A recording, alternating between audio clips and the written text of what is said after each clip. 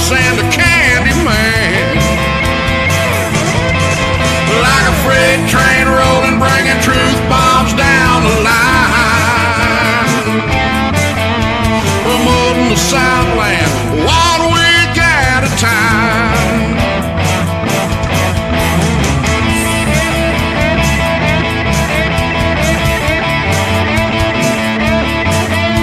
Promoting the Southland 1 week at a time. SCV chat starts now.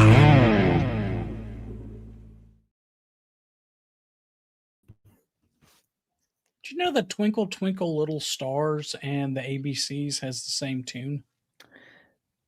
No, Think about it. I don't want to. How about singing Happy Birthday?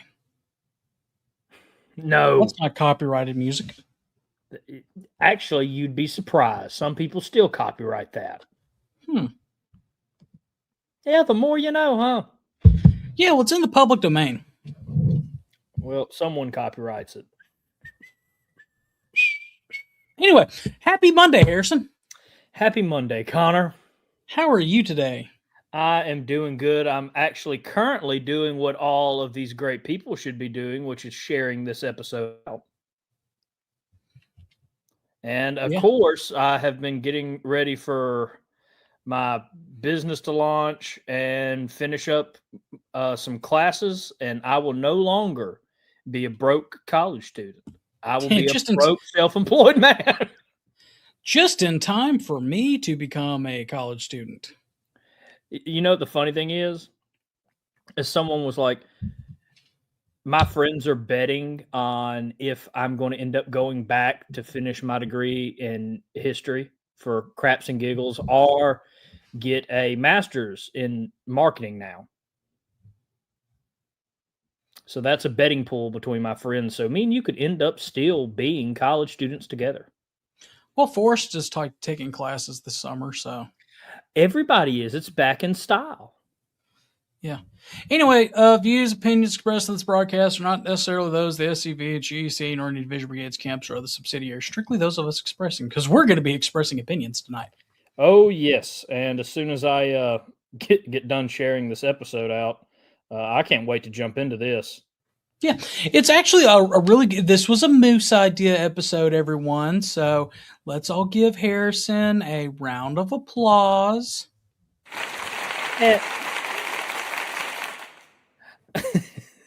Okay, that got me.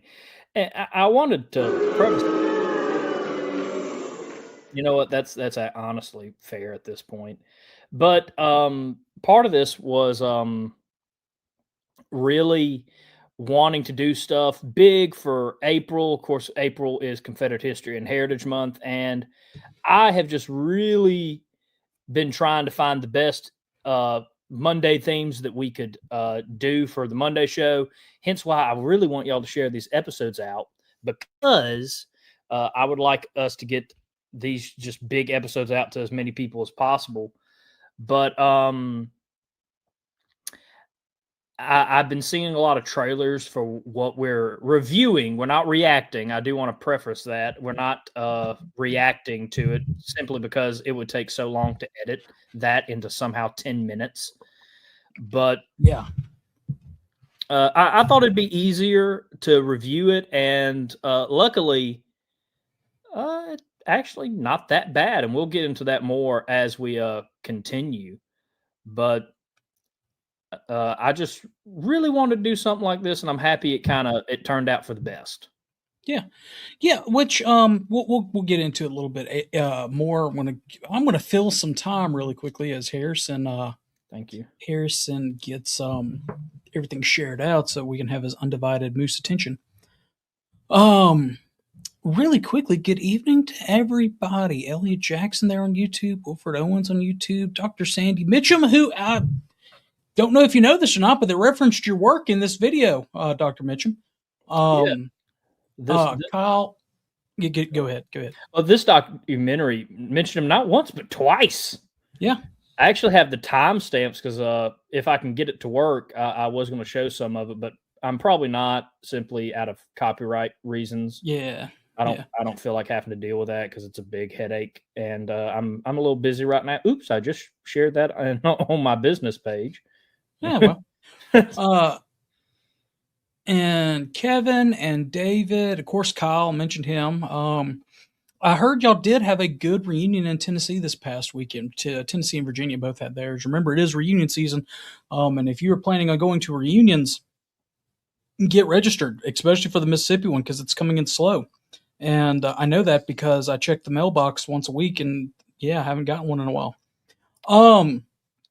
Floyd from Hot Springs, Herb Turner from the great state of Missouri, Chuck McMichael is not. I don't. I guess not going back to college, but he's not. He's again it. He again it. Al, good evening, and Kevin and Alan and Rich. I think that's everyone that we have, watching so far. But yeah, we're excited to do this. I'll go ahead and start with some of my views and opinions. I was kind of concerned how the Daily Wire was going to.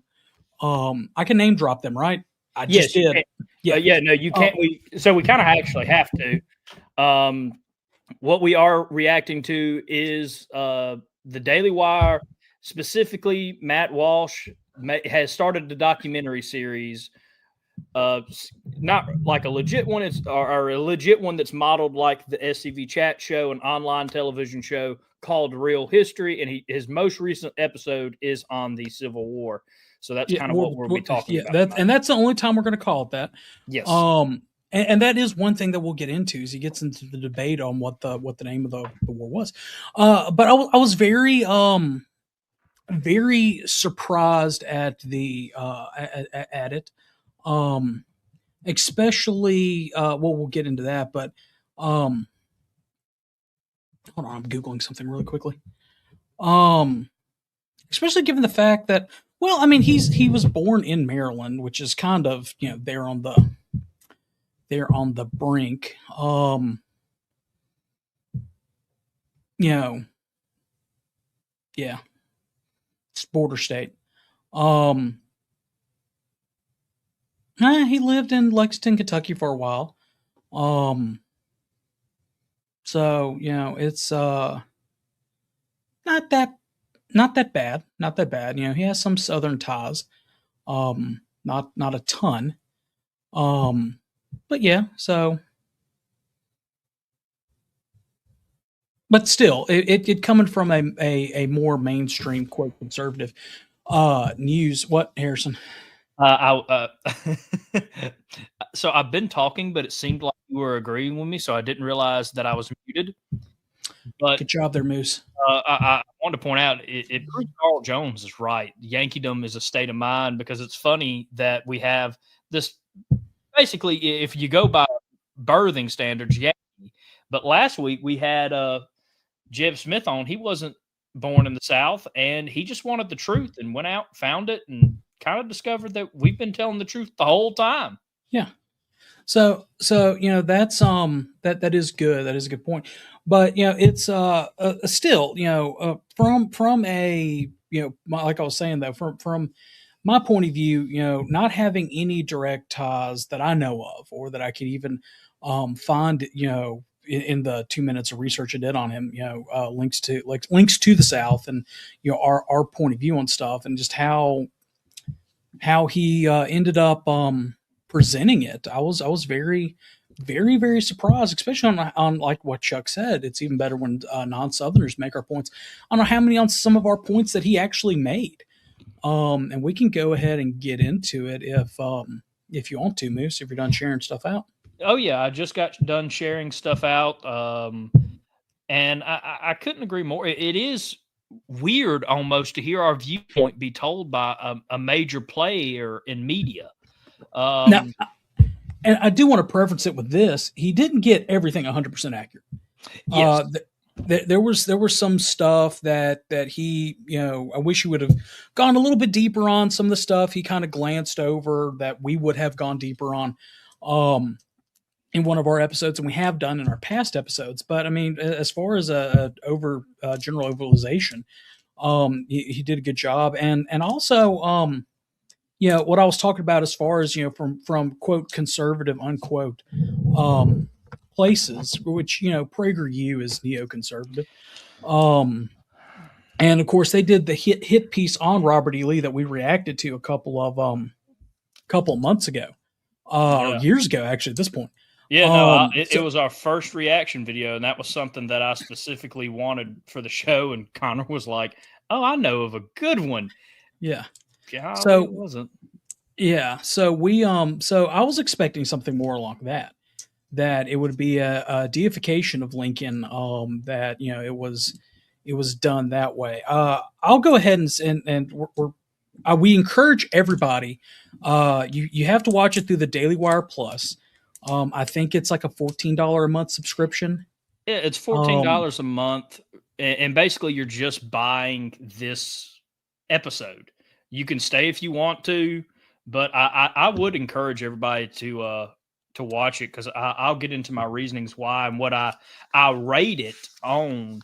I have two ratings. I have historical accuracy and just overall production of it. Well, go ahead and give your ratings. We'll go ahead and do that now before we get into we'll give our ratings, and then and I guess that will give us a good jumping off point to go into some of the things that they talk about. Yeah, no. Hey, Jill. Hey, Jill. Historical accuracy, I give it. Now, again, I do want to preference. I'm in the middle of finalizing my business and in finals, so I watched more than half of it. I only had like 20 minutes left overall, and that was my second time getting to that point. I got to the same exact point, ironically. For historical accuracy so far, I give it a 3.5 stars. It got a lot right. Out of 5. And that means it did a pretty decent job. If you want to compare it to other hit pieces, other documentaries that have been released about the war in the past 20 years, it probably rates highly up there, because the majority of them is just slander and hit pieces against us. And overall, I'll rate the doc 4 stars. Again, in the promotion for this episode, I called it probably one of the biggest docs we've had in a while on the war, as well as the most fair in 10, 15 years. Yeah. That's why I encourage everybody to watch it, because it does get a lot right, and it could be a gateway for a lot of members or potential members that are on the fence, or people that just are hard set in their ways, like most conservatives, like at PragerU, who did a hit piece. They felt like they had to do that so they wouldn't be called, the evil R word. Yeah, whatever they would be called. But I was able to do a pretty good job. Yeah, I was able to watch the whole thing. I finished the last 22 minutes of it, sitting up here, in show prep, and overall, I would give it both a 4. The one thing that as far as plugging it on historical accuracy goes, the one thing that stands out in my mind that he should have done better on, and is and we'll get into how he structures it, but they bring up a clip from, I can't remember, it's from the Ken Burns documentary, or if it was from C-SPAN's Book TV. But it's a clip of Shelby Foote, and he's talking about the death of Stonewall Jackson. And of course, he doesn't go into dying of pneumonia, which, is that Jackson being one of the big heroes of mine. He's so, the people on the other side, when they denigrate him, they say, yeah, he was shot by his own men. Ha, ha, ha. And that ticks me off. It really does. And they leave out the fact, and especially because, I've done research into, Jackson's death.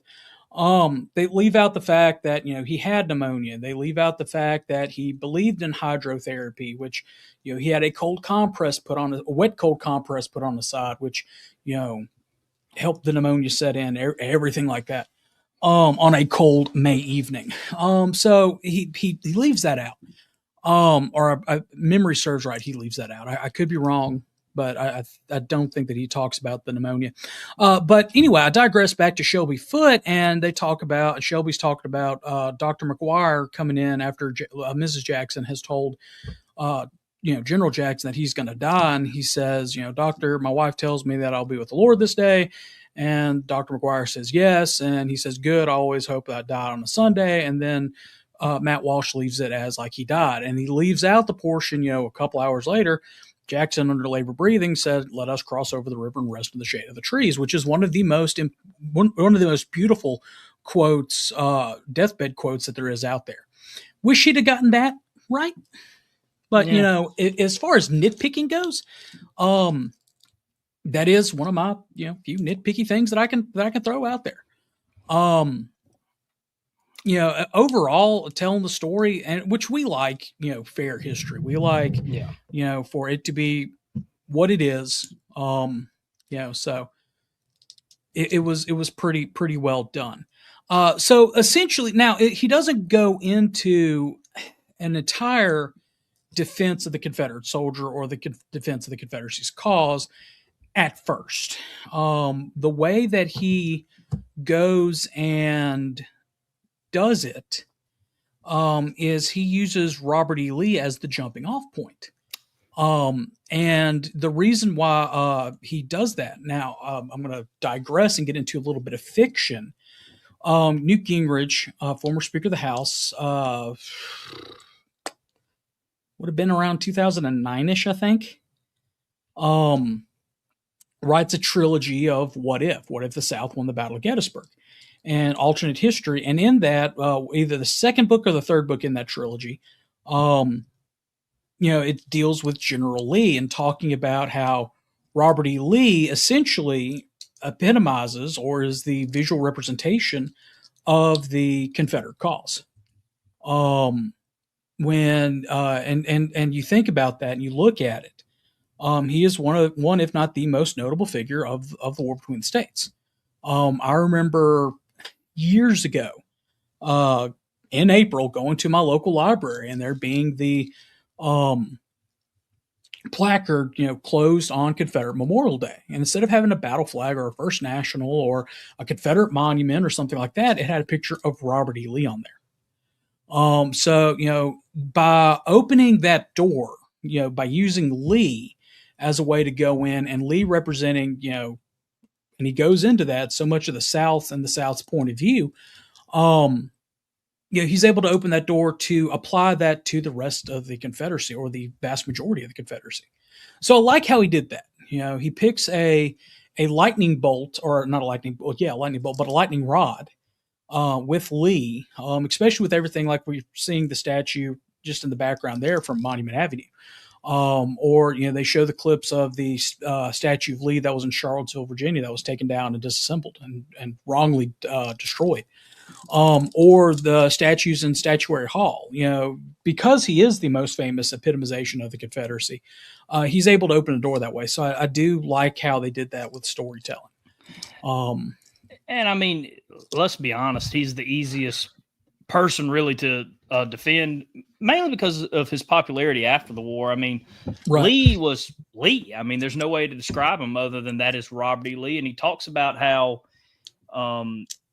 he was a symbol of patriotism, of leadership, of greatness. And he was always put with the likes of George Washington. Yeah. And he uses the Dwight D. Eisenhower, Ike, his actual voice recording of him talking about, the greatest Americans. He talks about, ironically, Lincoln and Lee in the same sentence, in the same quote. But he also brings up, the Winston Churchill quote. Churchill writing that, quote, he was one of the noblest Americans that ever lived, one of the greatest captains known in the annals of war.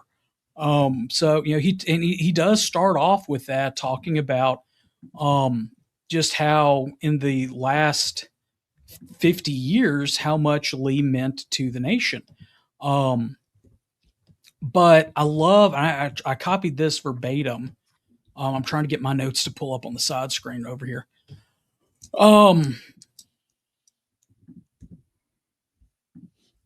trying to find it. He calls the last 10 years a master class in historical malpractice, so jaw-droppingly stupid that most sane people would simply change the channel if it were a TV show. I mean, he's not wrong, and that's why I like that he's like, 10, 15, 20 years ago, he was a bona fide hero, bulletproof. You didn't touch him, and we were all celebrating Lee, North and South alike. And then all of a sudden, he's evil. And I really like how he started the documentary off with that, with the quotes from famous people throughout history that are still admired to this day. To be like, look, these people that you still say are good people, look who they said were good men. Right. And then it goes into, he begins talking about how things started taking a turn, but it wasn't immediate until the last, couple of decades. And then he does what, we've done on this program and what is right, but he lays the blame on the foot of so-called conservatives in the South for the political and historical political upheaval that's happened, and even brings up the clip of Nikki Haley when she was governor of South Carolina. It's time to take the flag off the state house lawn. Yeah, that's my Nikki Haley impression. But rightfully so, lays it at that. Nikki Haley in that case. We have one gentleman in Mississippi. I use that term very loosely. Very. Who's running for governor? Who was instrumental in taking our state flag away? Who did it, under the guise of conservatism. And like I said, he's running for governor, and it's what we see happening so often in the South is that those who we elect, we support, my views and opinions, turning their back on and stabbing us in the back.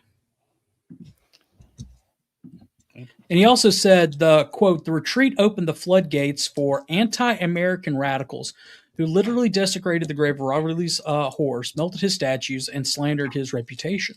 And that's right. This retreat from conservatives in the South that led to this is the reason why these floodgates have been open. Reason why we see things like happening in Mississippi, Georgia, other places going on the way that it is. And I mean, I do like that. He talks about Leonard Skinner, all this stuff. Some great quotes about Lee. And of course, he starts out one of my favorite quotes with Patrick Claiborne. Right. And I mean, he was like, he even said it, while it took some time, Claiborne was right. Yeah. The quote of, if we lose the war, that means that Southern students will be taught by Northern teachers from Northern textbooks, and et cetera, et cetera. We all know the quote. So I mean, he does lead in with that. So go ahead, Mace. No, I just wanted to mention kind of what we've been talking about with past Commander-in-Chief, the Lone Ranger, Chuck McMichael, saying that none of these parties are our friends. And I mean, he's absolutely right, but I can see the benefit from this doc that hopefully it opens a lot of conservative, and I say that word, I don't say the other word because I don't like that party, but I hope it opens a lot of conservatives' minds to the fact that we have been just slandered, lied about, and let it not go unnoticed. Before this episode, now I don't know how this current doc is being reviewed yet. I think we're one of the first people to actually review it. Most people have focused on his first two, with this one just releasing in April, which no one can tell me he didn't plan that. He knew that. Well, no, he released it March 22nd, but in time March for April. Just in time for April. But again, he released it during Confederate History and Heritage Month, or for Confederate History, Confederate Heritage Month. But these other documentaries have been praised by conservatives as, wow, I cannot believe, it's taken this man to dive into true history. Yeah. And so I think one of the benefits from this, it will hopefully be to open people's eyes about the war between the states. Yeah, so he then and like we've said, he does it under the guise of Robert E. Lee, talking about Mm-hmm. Robert E. Lee specifically. As a way to open the door and do things like that. But again, you could take much of Lee's ideas about I don't agree with it, but I'm going to fight with my state. I'm going to stay with my state. Loyalty to state and everything like that, and apply to many other Confederate soldiers. So just want to again put that in there. He does talk about how history is not as black and white as people portrays it, and how it is gray, a lot of gray. I loved how he described it. He said we get often when you do that, you get this cartoon version of history that basically is what you teach to kids. Right. And, he nailed it on the head of the nail there. Yeah, he did, and essentially just an oversimplification of history that people get that almost makes it like he says a cartoon caricature. He then goes into talk about Lee's biography.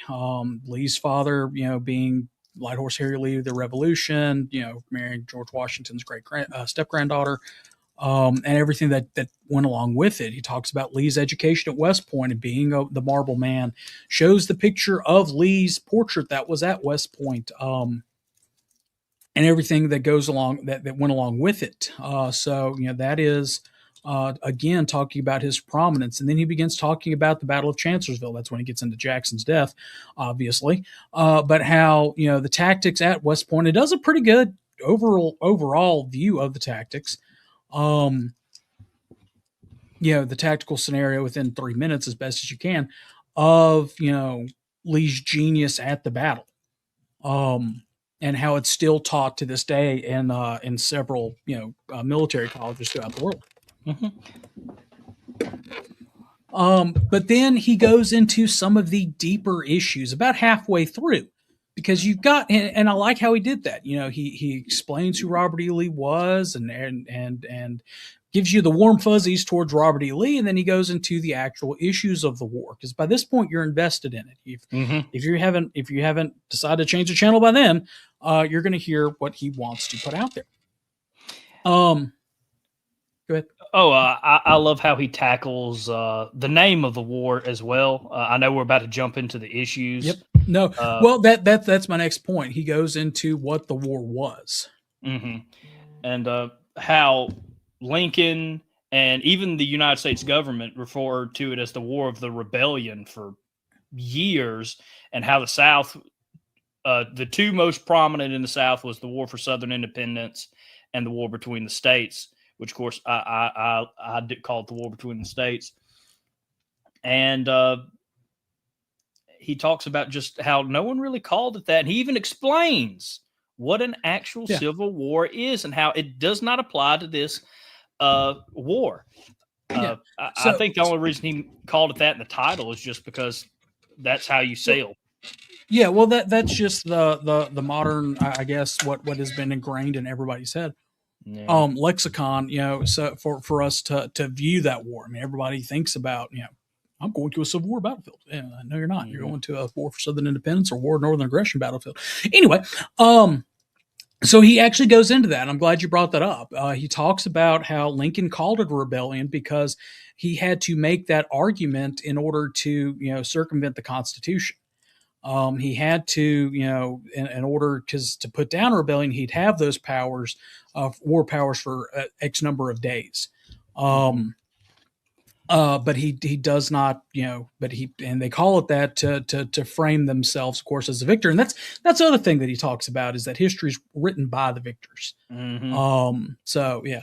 But he goes into and correctly states that the war is not a civil war. He talks about how there is no historical evidence about how the South wanted to take over New York City or Boston, and that is definitely for sure. And he goes into the fact that ideology, the ideology of what the United States was. Was it a collection of independent states joined together for their common welfare, as the preamble of the Constitution says, or is it a collection of states subservient to a centralized government or centralized power? Hey, Temple from YouTube, I appreciate your asking that question, but that's not on topic for tonight. Yeah, Tonight we're reviewing this, continue to view, and everybody else continue to view. We just don't want to get off topic. Yeah, we just don't want to get off topic on that. But definitely happy that you're watching for us. And we'll have some episodes where we are a little bit loose on stuff. In the future. But anyway, he goes into that and the ideology of essentially what we've talked about in here, Jeffersonian versus Hamiltonian America or Lincolnian America. He talks about, the Shelby Foote quote, the greatest thing that came, or the biggest thing that was settled, or not, hasn't been settled yet. But the biggest thing that, came out of the war, the United States were, and now it's the United States is, or are. We went from a plurality to a singularity. I do like how he shouts out Shelby Foote as a great historian, because again, that's another thing that they've done in recent years is just slander Shelby Foote, because he was probably one of the other few people that gave us an actual chance and told true history. Right. Well, then he goes into the secession crises. Or not so much crises, but the history of secession in the United States. I don't remember if he talks about the Declaration of Independence, being a secession document or not. But I do remember that he talks about how after the Constitution, delegates from Massachusetts, delegates to the United States Congress from Massachusetts, and I think New Hampshire or some New England state approached John Taylor, Virginia, and talked about how we need to go ahead and break apart the Constitution, break apart the Union, because we're not going to get along together. And Carl, I know you're cooking wings, but I know you know about that, so correct me in the chat. But he talks about that. He talks about how during the War of 1812, many New England states wanted to secede because they were so tied into commerce with Great Britain. And he talks about how for a vast majority of the time, it was New England and the North that wanted to break away from the South, not necessarily us. I think he counted historically proven there are at least 5 times the North wanted to secede. And I mean, as early as 2 years after the Constitution, New York and Connecticut wanted to secede, and he goes into multiple times how that has happened, and even as early as or late as, I think, what was it that the last time the North wanted to secede, it was like 1820, 1830, like very soon with the war down the line, that these people were saying they wanted to secede. And then, of course, 20, 30 years later. Over the war for Texas independence, or not Texas independence, annexation of Texas, Mexican-American War. Which I never, heard about that. But again, he's taking the idea that, the South was the only ones that wanted to leave the United States. And shows that we had these differences and ideas on what the government should and should not be, and it all goes down to culture, and he talks about that later on. I'll get into that with my notes later. But he talks about how that was all there from the beginning. And that's something you do not see, like in Ken Burns. You do not see that. It was just the South wanted to, and he, like I said, he does a good job with that.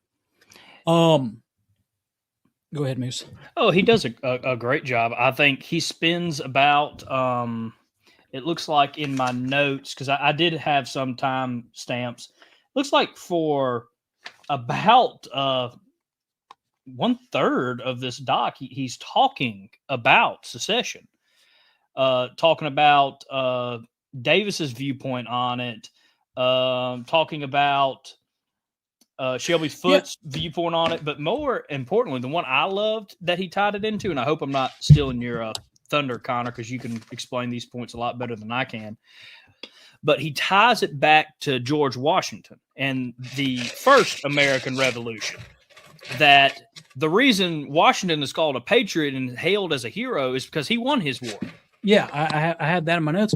But also, doesn't he talk about, the fact that Jefferson Davis was not, he talks about Davis, and that he was not brought up on treason. trial. That's mentioned that the federal government did not want to bring him up on trial for treason because they knew that they would lose, and then therefore secession would be legal, everything would be done, and they just spent $2 million in at least $2 million and countless lives in fighting a war that the South was completely legal.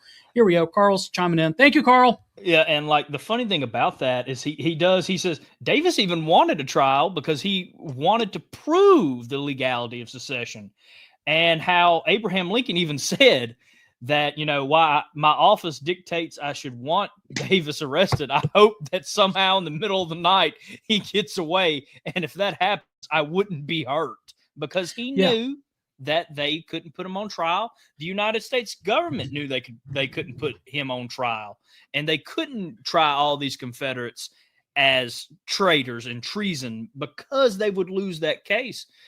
Even the Supreme Court Chief Justice was like, I don't want to touch that. Yeah, and it wasn't until Texas v. White that they, just slip in there that secession was unconstitutional. Not even a case dealing with secession.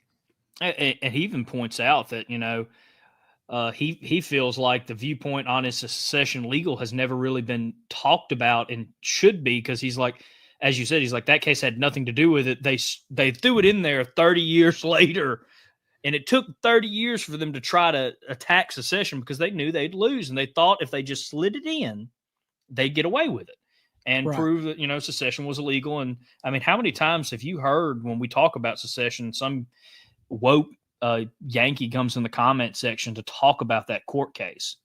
Yeah. And now it's been brought into the light that they just trying to sneak that in there. Right. They then go into now that's where my memory breaks off from the last one, and this is a good portion for us before we jump into another topic that he does, to take our commercial break. All right, perfect. Because I was about to say I do know where he jumps into. If you want me to just kind of tell you and let you run. No, because we're in a good perfect commercial break. Yeah, commercial time. Let me get to the commercials. All right. Well, our first commercial break is, of course, Dr. Chris Cummins. Our first sponsor. Our first commercial break. You could tell I am brain dead today. Our first sponsor this evening is, of course, Dr. Chris Cummins, MD. Have you fallen off a fence recently? Have you tweaked your knee? Have you poked your eye with a stick? Well, have no fear. Dr. Cummins is here. He will make you feel good and treat you with some great Southern hospitality, to the point where you're going to want to skip that apple today to go see the doctor. He is a life member of the SCV. He is at a new address at 105 Heritage Drive, Suite 111. And how cool is it? He's on a drive named Heritage. And he will take a look at your knee pain if you have any and make you feel good. So go check out Dr. Chris Cummins, MD, in Oxford, Mississippi today. And our next sponsor is, of course, 31st Reg Engraving. They just started doing some engraving on some bottles, which, my gosh, do I want. But he also does these memorial wristbands for your ancestors. Of course, you see mine on here, so I can put it on every day and remember Private S.O. Dawes and why I do what I do to make sure his good name is honored and every other brave man that fought in that war. So go check out 31st Regiment Engraving at www.31stregengraving.com. They have some great stuff, including those earrings. So if you're looking for something for your wife, girlfriend, or anything else, I guess. I guess that covers everything. But maybe don't get them both at the same time. Go check out 31stregengraving.com. Of course, next up is Beauregard's Taylor, a family. And that's where I'm going to talk in, because Andrew Casimir over at Beauregard's Taylor does a lot of great things, including replica flags, T-shirts, and high-quality uniforms, but he also has lapel pins. Harrison and I have a lapel pin that we wear from Beauregard's Taylor from time to time, but he just had some other lapel pins come out of the second national flag, but there was a little bit of a misprint on them. So he was selling those for $1 a piece. And I happened to go ahead and buy 10 of them, and they just made it into my mailbox today. So we're going to do something with those pins at National Reunion. Ooh. Yes. So I don't know how many of those pins Andrew has on his site, but go ahead and get you one while you can. That's Beauregard'sTailor.shop to look for those. But for the ones that I have for sure ordered, we will be doing something with those at National Reunion. I don't know what yet, but come to Kentucky if you want to find out. And I just want to point out, I just bought a flag and some stickers from Beauregard's Taylor. As I said, I'm soon not to be a broke college student, and I've always wanted a copy or a replica of the 11th Mississippi flag, also known as the University Grays here at Ole Miss. So I was able to get that flag and 2 stickers for a very reasonable price. I believe for a 1 flag and 3 stickers, it was under $50. It was great definitely for a broke college student, so I can celebrate in style when I graduate in a couple weeks. Did you see that he has caps with the original First National pattern now? I saw that, and I really wanted to get one, but I had to pace myself because I wanted to get these flags first and the stickers because I'm going to place them on a couple people at my graduation celebration in May. But yes, go check out Beauregard's Taylor. Again, very affordable too for the broke people out there. Well, and the historical research he puts into it, whether it's his uniforms or the flags, is just chef's kiss. Oh yeah, it's beautiful. He even has the second version of the 11th Mississippi flag, which is one of those that took a while to research, even on Stark Miller's side of things. So it's great to see that he has a historical accurate on both of them. So that's another great thing.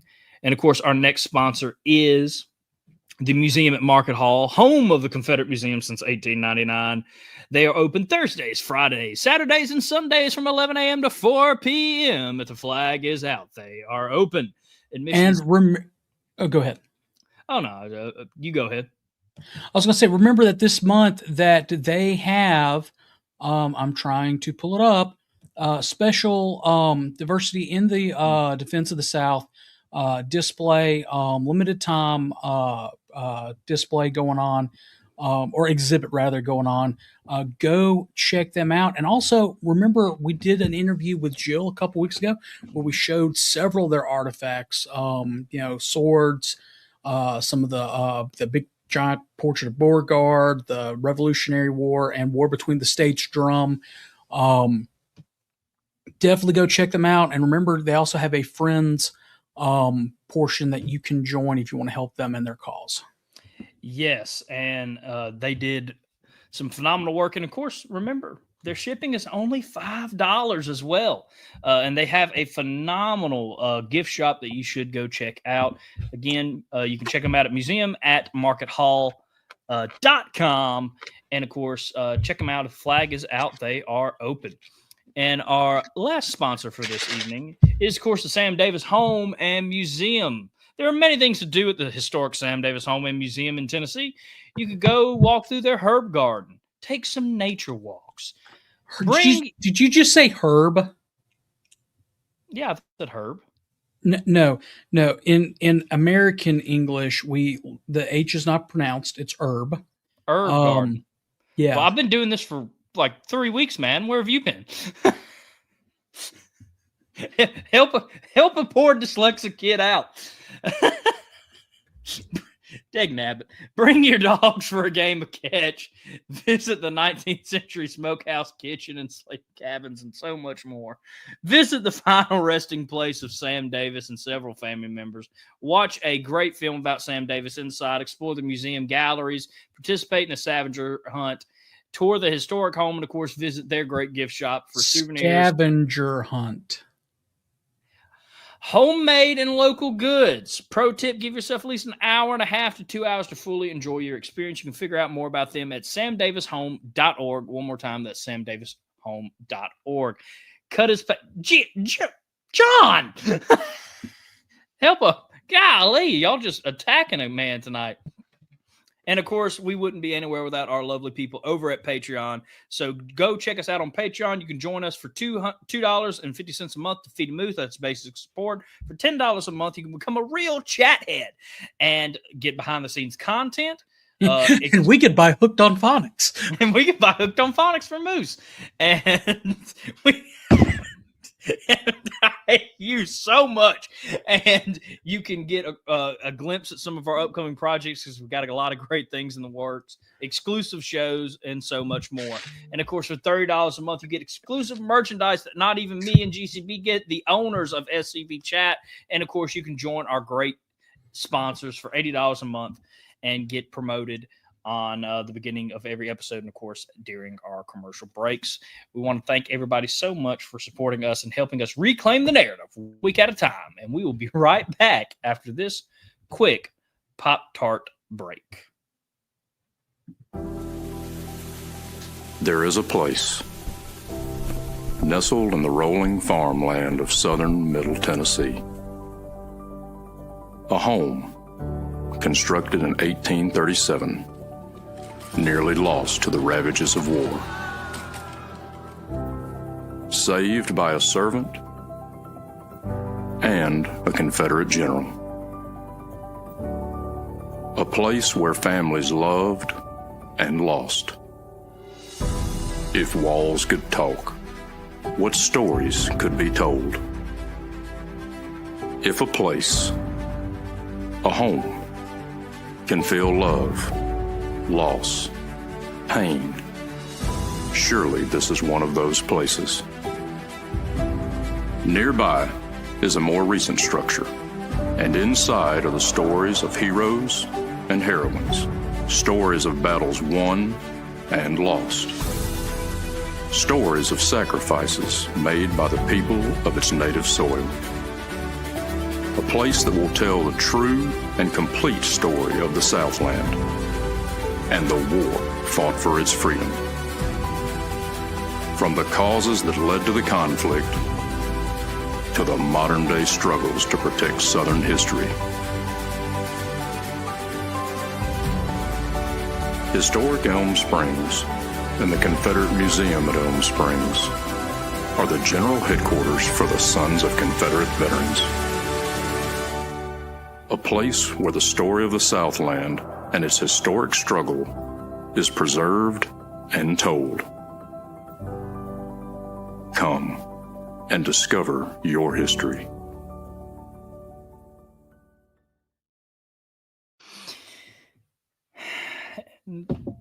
Man, y'all really know how to kick a moose when he's down.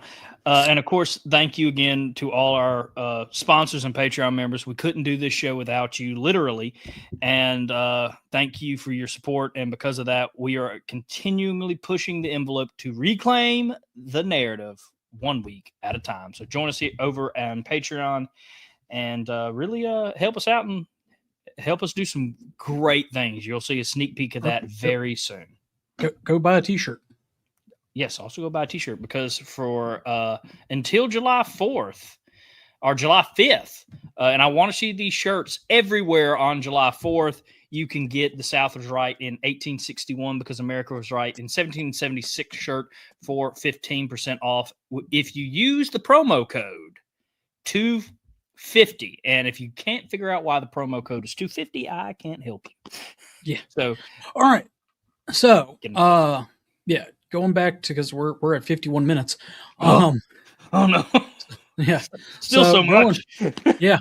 So going back, go ahead. Oh, I was like, there's still so much to go to. And probably some of my favorite stuff is right now because he spends, we already talked about how he spent a lot of the documentary talking about George Washington to get people, or George Washington, Robert E. Lee, to talk about getting people on the side, getting people interested, and people to really understand the man better. And then he talked about secession, but the big one is up now, the cause of the war between the states. And this is where he quotes a phenomenal book by Dr. Mitchum. The war wasn't about slavery. So I do highly recommend you get that because there's a lot of great sources in that book. And he kind of jumps into this topic head first for someone that is not from the South. Again, this is where the 4 stars come in for me, how he tackles this topic and really, really nails home that, to quote about Selby Foote, which he does, one of the quotes I've been using a lot lately in talking to people, trust me, neither of these sides really gave a damn about the African-American community. Yeah. Yeah. So I do remember that because that's where I jumped back in at with my listening this evening, and he does do a good job about slavery. He brings up the Lincoln. Well, I love the fact that he brings up both Lincoln and Davis's views on the war, what the war was really about. And he goes into, Lincoln or Davis's, he doesn't quote, all we ask is to be let alone, but it's another quote about dealing with independence. But he does bring up the famous quote about Horace Greeley, or to Horace Greeley about, my primary goal is to preserve the Union. If I was to go with, preserve the Union with, freeing all of them, freeing none of them, or leaving some in bondage, I would do that. That's a very gross simplification of the quote. But he does do that. What I liked about what he does is he actually brings up the Northern black codes in states like Lincoln's own Illinois and New Jersey and stuff like that, where and states that for the vast majority, and he talks about the abolition movement in the South. Mm-hmm. How it was more prominent in the South than it really was in the North, leading up until the Eli Whitney's cotton ginning. I think he even says there are over 100 societies with that dedication. Right, and he does talk about how as Northern states began to abolish slavery, the people in turn went and sold their slaves down to the South. Yep. And they still, profited over, the institution of slavery as well. With Southern agricultural industries, things of that nature, how they depended on it, but it just gave them a moral superiority. Now I'm not going to say that he says that. I don't remember if he says that exactly or not, but I'll say that in my views and opinions. I agree. That's the whole reason they use that is the moral superiority high ground to keep also other countries from interfering with the war. Well, and he does talk about that. But like I said, when he goes into the black codes, he says that most of the Northerners opposed the expansion of slavery because they did not want to help the black race. They did not because they wanted to help the black race, but because they did not want black neighbors. Yep. Same thing that happened in the West. He talks about Lincoln's home state, which got me fired up about how even Southerners called their laws on the African-American community ruthless and awful, and used all these adjectives that I'm not even going to try to use because apparently I need hooked on phonics. But he talks about how, of course, as you already pointed out, how the North got rid of slavery. But that's because they either sold it to the South or they slowly, like the South wanted to, got rid of it instead of, what happened. Yeah. And he even talks about how Lincoln, of course, with the Emancipation Proclamation, didn't, it still left people in bondage in the 2 northern states that had slavery as a legal institution, as well as in those areas under federal occupation at that time. Harrison, don't use your own Facebook page. Don't use your own Facebook page to make your point. Actually, that is the 5th Brigade Councilman, Mr. Keith Newsom, that is on the 5th Brigade page. So I want to thank Mr. Or actually, no, that's on YouTube, isn't it? Yeah. Yeah, no, that's so the 5th Brigade recently just got. So anyway, back to the point. I know you didn't just do that. That is Justin Calhoun in the 5th Brigade. He is the 5th Brigade Heritage Promotion Officer, and he is taking over the YouTube duties for me. So go check that out. Thanks for that. But anyway, he does, he does say that slavery was an issue, but it was not the issue. Yes. And we've said that on this program. Was it an issue for secession? Was it an issue for motivating some people? Yes, but again, and to go back to what Walsh said, an oversimplification of history that we've seen over the past several decades gives us this cartoon caricature, and it's not all black and white as people would say. Yeah, and he also points out, as you talked about, how the North heavily profited from slavery in the South, and how only 1/3 of Southerners actually owned slaves, and how many Southerners. He talked about how this one historian went through a lot of letters. I think it was over 1,000 letters from soldiers, and the majority of Southern soldiers, and this is a quote, wanted to join to protect hearth and home. Right. And he also goes into that. It was James McPherson. It was the historian he was talking about, but McPherson also found several accounts where, Northern soldiers did not, a vast majority of Northern soldiers did not go to fight for the institution of, to do away with the institution of slavery. Rather, it was, their twisted ideal of, they thought that the government would just up and dissolve. So he goes into if the war was not over slavery, what was it about? Purely about it. And he goes into the tariff and economics of the war, and he brings up the address from the South Carolina General Convention. I'm trying to I have it pulled up. And South Carolina put this out December 25th, 1860. And he quotes this, so I'm going to quote him quoting it. And so the southern states towards northern states in the vital matter of taxation, they are in the southern states in a minority in Congress. And again, he talks about the political power that has, somewhat changed, drastically changed, how it was, somewhat even by the eve of the war. There were more representatives because of the European immigrants coming over, per capita, or not per capita, but there were more, representatives in the North in the House Representatives than there were in the South. You had more Northern representation, as well as the fact that the Republican Party was a sectional party, out of the North, and the South felt politically unequal anymore. But their representation in Congress is useless to protect them against unjust taxation. And they are taxed by the people of the North for their benefit, exactly as the people of Great Britain taxed our ancestors in the British Parliament for their benefit. For the last 40 years, taxes laid by the Congress of the United States have been laid with a view of subserving the interest of the North.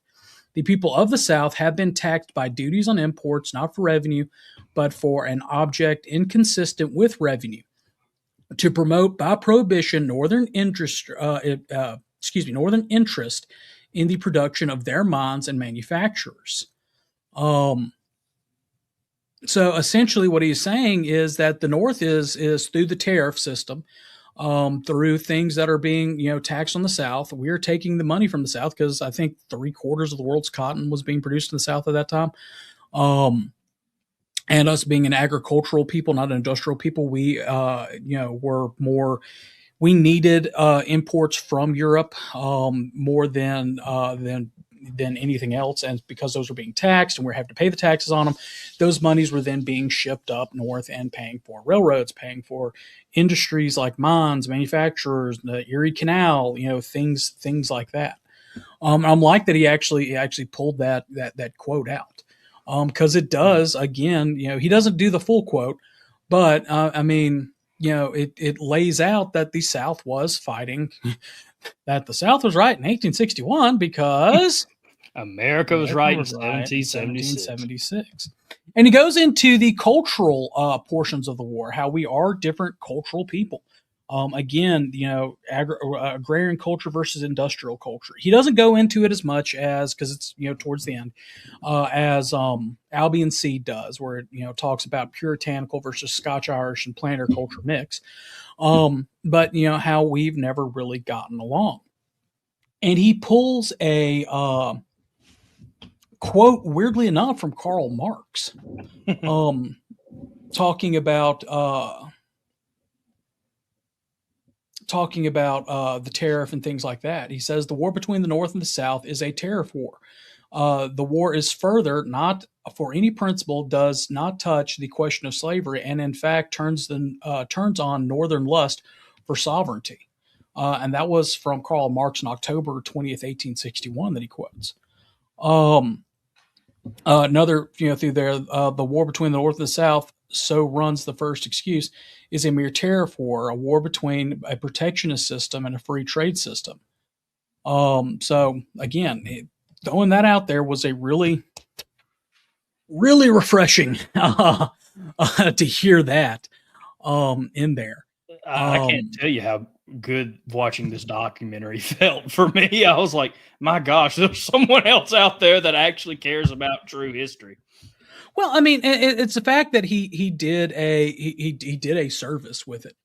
And did you make it to the Karl Marx quote with your watching, Harrison? I did not, so that one surprised me, Okay. and I was like, wow, that's pretty good. Yeah. So you go on into it, and I'll close up with my two things that I was very proud that he did. So I guess in closing, again, I'll say 4 out of 5 stars. If I was talking about any other historical evidence before I move on to the two things that I was proud of in his historical research he did. No. This is the part I wanted to get to. So if you have something else, you're more than welcome to jump into it. Yeah. So he then goes and talks about John Brown's raid on Harper's Ferry and how the North and South were completely different, and how Lee went and he actually called John Brown an insurrectionist, which was very, very surprising. But he goes and talks about how Lee led men to capture John Brown, led 90 Marines. They captured Brown, but then he talks about how all of the abolitionists went and were deifying Brown, talking about, martyr this, martyr that. And he says at that point, the South realized it was more than just disagreeing. It's that the North actually hated us. Mm-hmm. And at that point we could see their hate, towards the South and everything like that. One other thing that he talks about, just because it just popped in my mind, when he talks about the Northerners fighting for the Union, he talks about how a lot of immigrants from Europe at that time did not want to see their new country torn apart and become like the German states during that time, because there's a bunch of communist revolutions over there. Sorry. Anyway, digressing. But he talks about how the North actually began, the puritanical North, began hating the South and wanted to see us die, wanted to see us, trampled, and just exactly what and a good example of that is, he doesn't mention that, but he kind of plays it during that time in the background, but the Battle Hymn of the Republic. Of course, we're getting close to Memorial Day. So remember, it's not a song to sing in church. It literally translates to War Song of the Nation. Or War Song of the Government. Anyway, and it's racist. Let's talk about murdering Southerners. But anyway, but he talks about that, how, and Harry Beecher Stowe, now she wrote Uncle Tom's Cabin, Julia Ward Howard, who was part of the abolitionist movement, and of course the music being to John Brown's Body, that song is a representation of the North's hatred towards the South. And he talks about that. Then he goes into something that I was very surprised at, and I'm very proud of. He goes into Lincoln bashing. Yeah.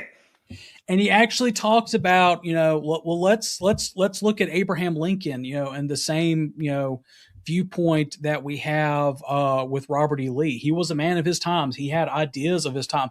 And he brings up the fourth Lincoln Douglas debate, where Lincoln says, I will not say that I am not, nor have ever been in favor of bringing about any way the social and political equality of the white and black races. That I'm not, nor have I ever been in favor of making voters and jurors of them, nor of qualifying them to hold office, nor to intermarry with white people. And I will say, in addition to this, that there is a physical difference between the white and the black races, which I believe will forbid the two races living together on terms of social and political equality. And inasmuch as they cannot so live while they do remain together, there will be the position of superior and inferior. And I, as much as any other man, am in favor of having the superior position assigned to the white race. I say upon this occasion, I do not perceive that because the white man is to have the superior position, that the black should be denied everything. I do not understand that because I do not want a black woman for a slave, I must necessarily want her as a wife. He quotes that directly from Abraham Lincoln. You know, a lot of that quote is often left out, but he quotes it directly, and he talks about how Lincoln had those views and everything like that. He talks about how Lincoln wanted in 1862, he sent a letter to Congress wanting a joint resolution for the paid emancipation of slaves, and how Lincoln supported colonization back to African movements and things of that nature. He doesn't whitewash Lincoln as well as he does, or as well as most modern academia or even modern media does to this day. He talks about how Lincoln was immediately deified upon his assassination on Good Friday, and how, for the past several years, his sculpture looms over the Washington Mall and, everything like that. But he essentially goes and he says that Lincoln was the most activist president of his time, and how how he went and changed things. He talks about how he expanded the Army and Navy, spent $2 million without congressional appropriation, blockaded southern ports, closed post offices to treasonable correspondence, suspended the writ of habeas corpus, ordered the arrest of civilians and of military officers with treasonous suspicions, and broke an assortment of laws and the Constitution in order to achieve what he wanted. He talks about that. Sorry, Forrest just texted me.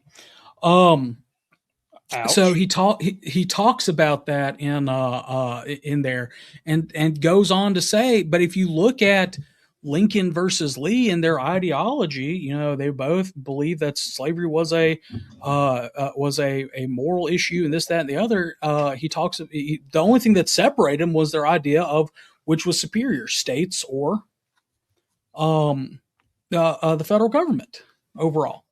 So, I mean, I don't like Lincoln being compared to Lee.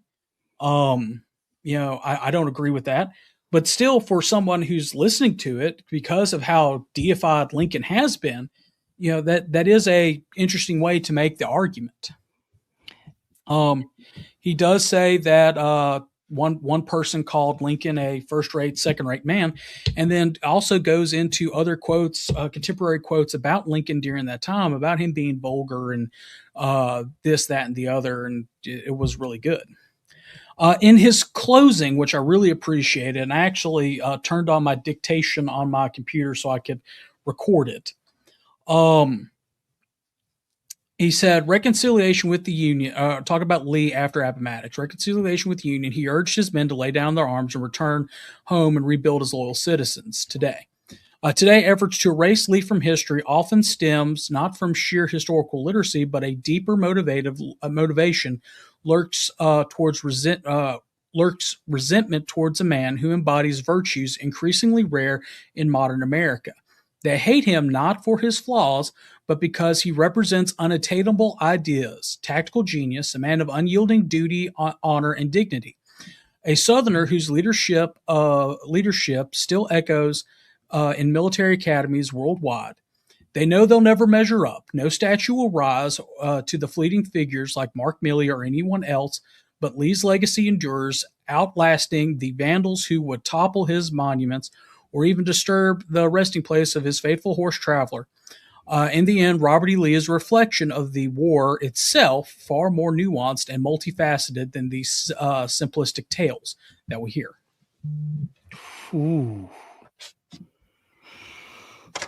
Ooh, wow. Yeah, so even in his closing, and again, like we talked, he opens the door with Robert E. Lee. for us to then go and examine all Southern heroes, whether it's Jefferson Davis, whether it's Nathan Bedford Forrest, or whether it's your own Confederate ancestor, Captain Nathan W. Slay or Elijah Slay or one of the other Slay brothers, or Thomas Bond, or one of the other Bonds that served, or Private S.O. Dawes, or whomever your ancestor was. It causes us to sit back and reflect, because it opens the door. If Lee fought for this, then our ancestors surely fought with it. And the fact that he goes in and he lays out most of our arguments in a way that is very easy to understand, that is very defensible. Like I said, I have to give it a 4. And exactly, Charles, you're right. Better late than never. I'm sure you're talking about you being on the show or commenting on the show, but also better late than never that this documentary is coming out when it's coming out. Yeah, no, I'll go ahead and kind of go through my closing. As you said, I gave it a 4 out of 5 stars. I think it's definitely the best work and documentary to come out about the war in, golly, probably 10 years. If I hope I'm not leaving anybody out that actually did a good job, but to my knowledge, on the spot, definitely the biggest. This will reach millions upon millions of people, and it should. And that's why I wanted to say at the beginning of the show, and I'll say it at the end of the show, don't only share this episode out, watch this for yourself, but also introduce it to people. I think a lot of conservatives, potential members, will really start showing a lot more interest in our organization when they hear the truth, even this little taste of it, because it's about an hour and 5 minutes long. It's not a traditional war documentary. It's more of the tale of how this has been turned around and how this has been falsified. But I put up Al's comment because it is refreshing to hear a major influencer, not just conservative, a major influencer, content creation like we're doing right now, like Matt Walsh, talk about the truth of the war instead of the usual Yankee propaganda. And that's why I would like to see as much support, and not only that, but share this episode out so other people can get introduced to it and show it to everybody you can. Yeah, well, I mean, and it's not. It's not perfect by any means. Ooh. But it is better than some. The biggest point here is that it's done by and for the so-called mainstream. Yes, exactly, Carl. This is, as far as it being a win for us, it's a 5. Oh, it's a major 5. It's a massive win for us that we need to be celebrating. Yeah, and the Daily Wire is,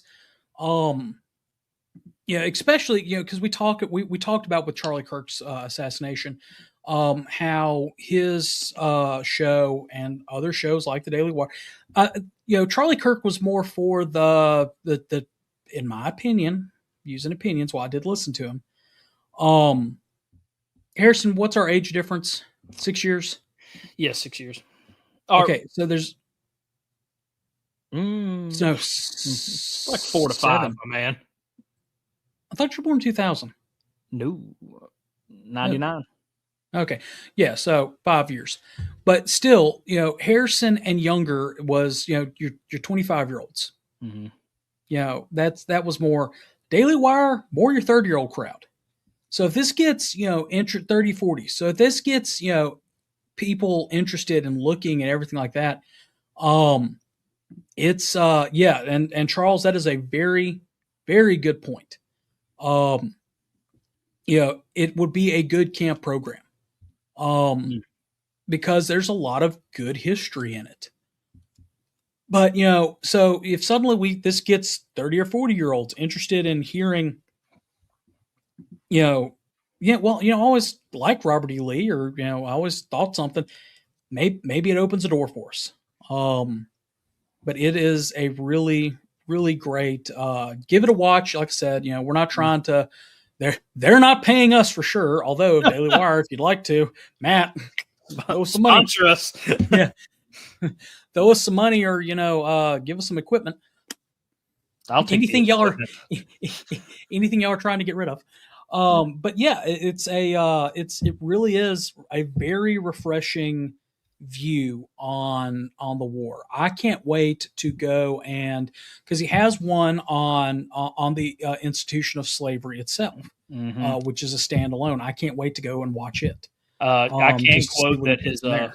yeah, he also has one on the Native Americans, and I enjoyed that one. I've watched part of the one about the institution of slavery. Again, this is all great content and stuff that we should be watching and learning more about. Yeah. I mean, it helps us defend our heroes. It helps our organization. It helps swing conservative minds to be more on our side. The politicians, the mainstream mind, the mainstream, and that. And I'm glad you said that. You know, we're charged to defend the Confederate soldier's good name, guard his history, and emulate his virtue. So this documentary helps us by defending the Confederate soldier's good name. It helps us, guard his history because we have to know his history. So yeah, like I said, I as far as a win for us, a 5. Yes. This coupled with the South Carolina monument law being passed. 5. Ooh, Big 5s. And we need those after what happened in Virginia. Oh gosh, yeah. But it was rough there for a minute, but just like how the Northerners always look down upon us, we came out swinging and got 2 great wins. Yeah. So what are you doing tomorrow night, Moose?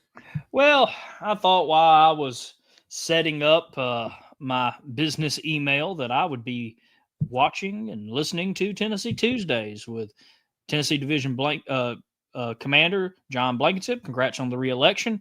And, of course, past Commander-in-Chief Jason Boshears, the mighty T-Rex. You say mighty? Mighty T-Rex. I thought you said mini. Okay. Well, I mean, both are correct. This is my bye video of the organization. Yeah. Goodbye, everybody. What about on Wednesday? Well, Wednesdays I think I'll be watching Look Around Florida with the Florida man Sean McFall. And Thursday, who you have? What do you have? Well, we just got done with our second Army of Northern Virginia interview for Commander. We are looking to schedule the last 2 people now. So hopefully I'll have better results for that. But now we'll be covering the news that is the massive Confederate History and Heritage Month in April. So I'm begging everybody, send in as much news as possible. We'll be covering a lot this Thursday on Look Around. Where can they send it? They can send it to scvyouthOutreach@gmail.com, and you will be on the most recent episode of Look Around the Confederation. Make sure to send it in before Thursday at 3 p.m. because I am slammed with work right now and school, especially starting a business. I didn't know it was that tough. I really, really regret looking at my father saying, "I have this, my man," even though you've set up a couple businesses. Because wow. But that would really help me out if you could get it to us by 3 p.m. Confederate Standard Time. And then, of course, this upcoming weekend, we have Confederate Memorial Day at Beauvoir. If you are within the driving area, Gulf Coast area, especially those in New Orleans, Mobile, come on over because it's our annual Confederate Memorial Day service at the Tomb of the Unknown Confederate Soldier. And we also have as our guest speaker, little feller from Virginia, Lieutenant Commander-in-Chief Tony Griffith. He's coming. So it should be a good weekend. I know everybody else has something going on. But think about if you're within driving distance, come on over.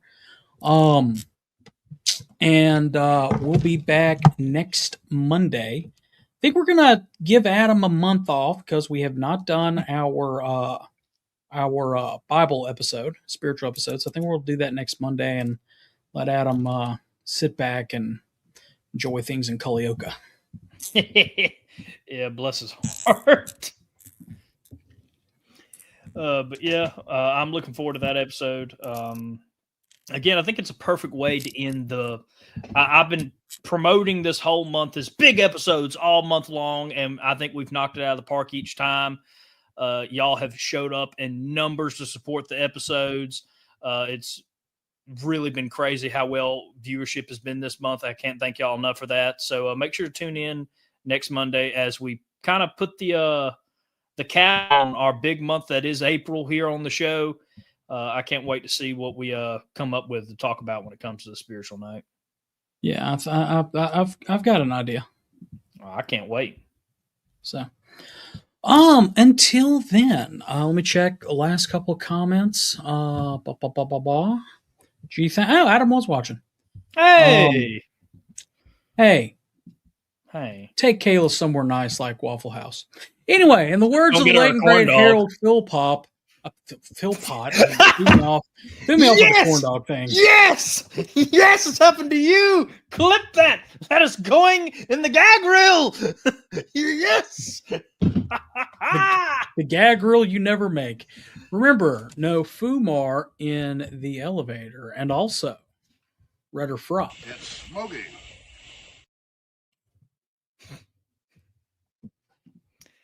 Stay Southern.